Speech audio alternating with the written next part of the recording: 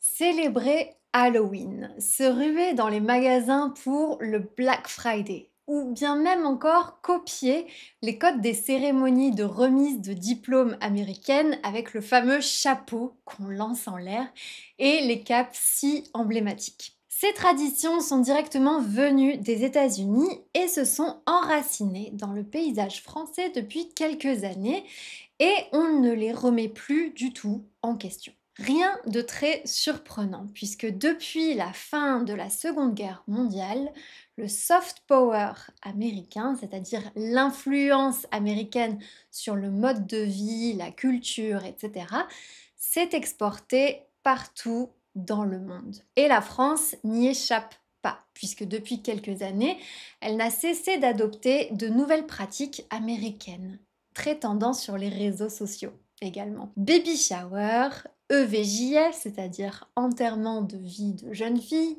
ou de garçon, mariage princier, fête de gender reveal, toutes ces festivités ont un point commun en plus d'être américaines.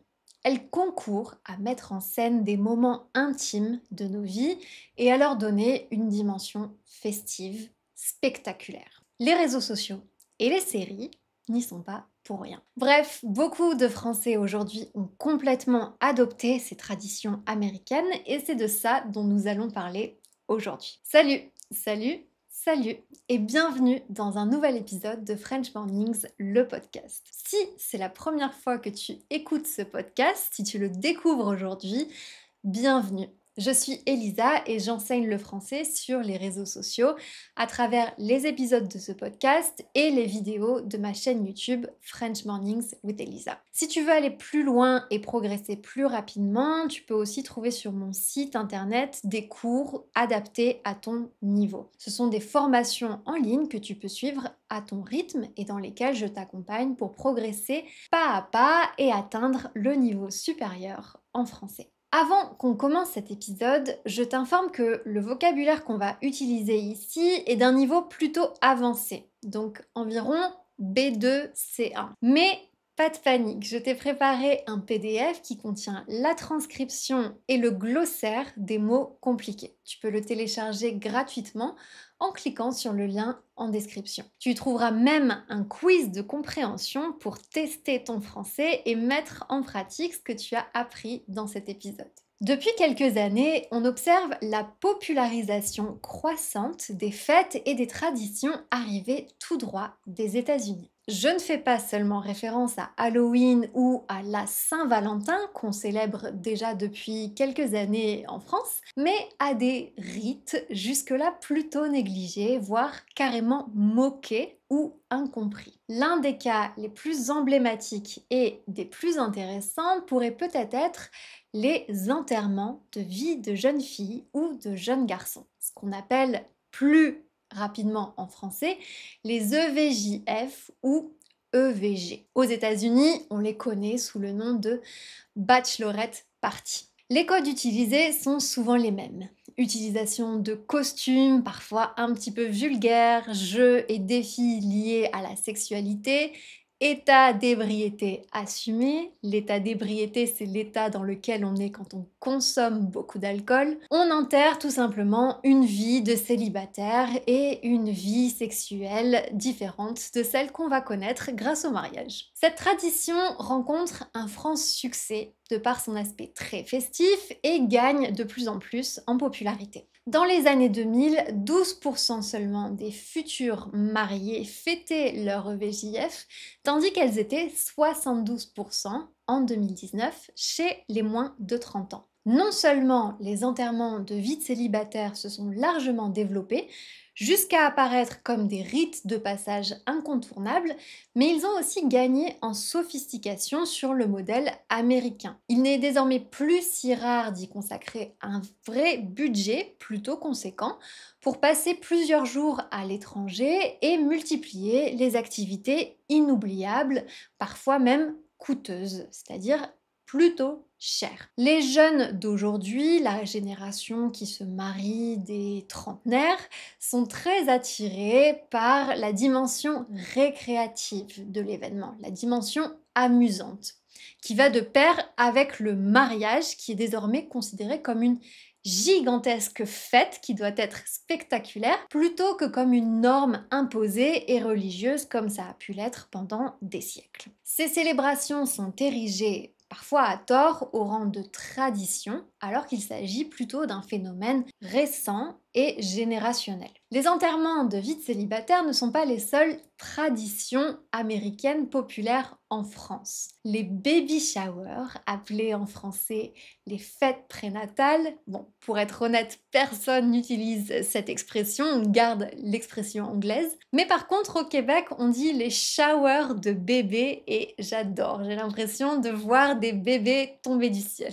Donc les baby showers ou encore les gender reveal parties, là encore on n'a pas de traduction, on utilise l'expression anglaise. Donc ces fêtes où on annonce le sexe biologique du futur bébé ont envahi nos calendriers. Même les demandes en mariage aujourd'hui n'y échappent pas et doivent être exceptionnelles. Donc l'homme doit rester en majorité à l'origine de la demande, le lieu doit être choisi avec soin et on a parfois une activité un peu originale en plus de la bague de fiançailles. Qu'est-ce qui explique finalement que tout devient de plus en plus spectaculaire dans ce genre d'événement? Ce qui frappe avec toutes ces célébrations, c'est qu'elles visent toutes à mettre en scène son intimité et à offrir une image d'un bonheur idyllique, d'un bonheur parfait. Le mariage en est le paroxysme, c'est-à-dire l'aboutissement, le point le plus haut. Et qu'importe finalement s'il faut y mettre le prix. Les sociologues et acteurs du secteur, donc les commerçants qui travaillent dans le secteur du mariage, notent de manière unanime une baisse globale du nombre de mariages. En revanche, pour ceux qui sont célébrés, le budget explose. Les futurs mariés veulent une cérémonie exceptionnelle, originale, qui doit surtout leur ressembler et paraître authentique. Et ici, il y a une véritable surenchère autour du mariage, qui doit être une vitrine du couple et un moment mémorable pour tous. Tout ce rituel est donc décliné en différentes étapes et inspiré évidemment du modèle américain qui nous parvient en France grâce aux séries et aux réseaux sociaux. Vous avez peut-être déjà vu ou zappé sur un épisode des aventures de l'incroyable famille Kardashian. Et vous faites peut-être même partie des millions et millions d'abonnés de Kylie Jenner ou de Kim Kardashian. Mais bon, même si ce n'est pas le cas, vous devez sans doute savoir de qui il s'agit. Les membres féminins de cette famille ont presque inventé le concept de la mise en scène de soi et de son intimité. D'ailleurs, la carrière de la plus célèbre d'entre eux, Kim Kardashian, a explosé à la suite de la diffusion d'une sextape. On ne peut pas faire vraiment plus intime que ça. Depuis, les Kardashians sont devenus milliardaires grâce à la documentation de leurs activités quotidiennes. Les ruptures, les divorces, mais aussi, évidemment, les baby showers et les mariages.